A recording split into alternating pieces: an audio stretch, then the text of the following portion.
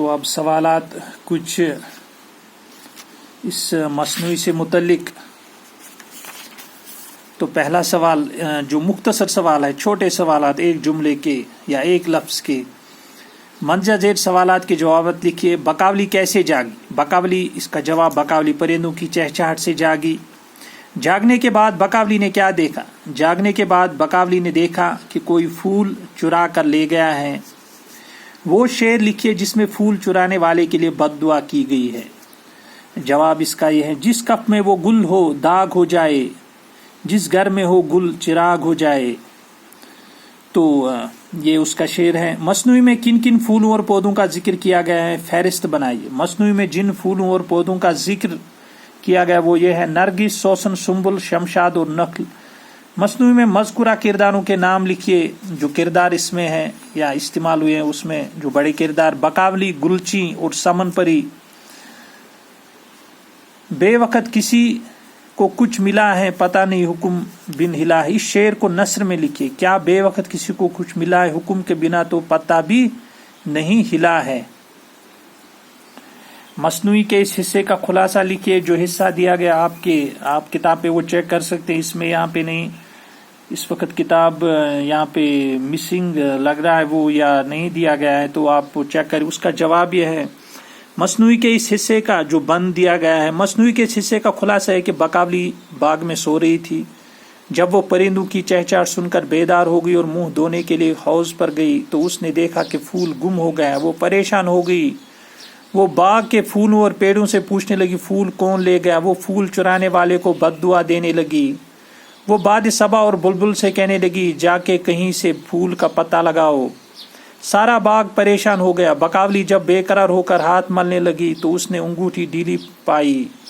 دیکھا تو اس کی انگوٹھی نہیں تھی بلکہ بدل دی گئی تھی. وہ اور بھی پریشان ہو گئی کہ پھول چرانے والے نے اس کو عریاں دیکھ لیا ہے اور اس کو ہاتھ بھی لگایا. وہ خون کے آنسو رونے لگی اور اپنے گریباں چاک کر گئی. پھر اپنا چاک گریباں سمن پری کو دکھایا اور اس سے کہا کہ اڑ کے جاؤ اور کہیں سے پھول چرانے والے کا پتہ لگاؤ. وہ ہر ایک باغ میں اور ہر ایک شاخ پر اس کو تلاش کرتی رہی لیکن اس کو کہیں نہیں پایا.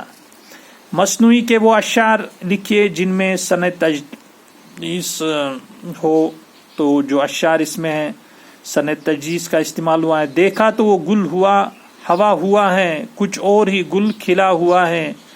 جس کف میں، دوسرا شعر، جس کف میں وہ گل ہو داغ ہو جائے، جس گھر میں ہو گل چراغ ہو جائے. مصنوعی میں استعمال ہوئے ہم معنی الفاظ تلاش کیجیے. مصنوعی میں استعمال ہوئے ہم معنی الفاظ: گل، پھول، آنکھ، چشم، کف، ہاتھ، اوس، شبنم، بو، مہک، نکہت، باد، ہوا، انگوٹھی، خاتم، لہو، خون. نسیم کی مصنوعی نگاری. تو دیا شنکر نسیم کا اصل کارنامہ مصنوعی گلزار نسیم ہے. وہ ہم نے اس سے پہلے بھی پڑھا جب ہم نے نسیم اور میر حسن کی مصنوعی نگاری کا مقابلہ کیا یا موازنہ کیا. تو یہاں پہ پھر ایک بار ہم اس تھوڑا مزید وضاحت کریں گے. اس میں گل بقاولی کی مشہور داستان عشق بیان ہوئی ہے. کہا جاتا ہے کہ نسیم نے جب یہ مصنوعی پہلی بار لکھی تو بہت طویل تھی. اصلاح کے لیے استاد کی خدمت پہ پیش کی تو انہوں نے اس کو مختصر کرنے کے لیے کہا. چنانچہ نسیم نے بہت سی باتوں کو رمز کے ناحیے میں بیان کر کے اسے مختصر کر. تو بہت طویل مصنوعی تھی اور چونکہ استاد مانے جاتے آج کی طرح نہیں، استاد کو پتہ بھی نہیں اور شاگرد بھی ویسے نہیں جو پوچھے نہیں استاد کو کہ کہاں پہ صحیح ہے کہاں پہ غلط ہے. اس وقت یا آج بھی بہت سارے ایسے شاگرد ہیں، ایسا نہیں ہے کہ وہ استاد کو پوچھتے تھے چیز اگر کوئی لکھتے تھے افسانہ، غزل یا نظم وہ لکھتے تھے اور استاد بھی ویسا ہوتا تھا، وہ بھرپور رہنمائی کرتا تھا، اچھی رہنمائی کرتا تھا.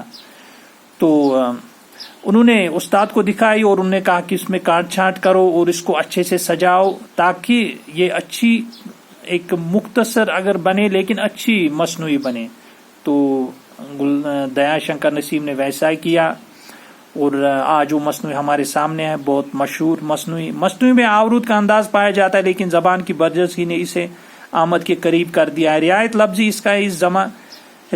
کا اس زمانے میں چلن تھا سو وہ اس مصنوعی بھی جا بجا نظر آتی، لیکن شاعر نے اس صنعت کو ایسے سلیقے سے استعمال کیا کہ ناگوار نہیں گزرتی.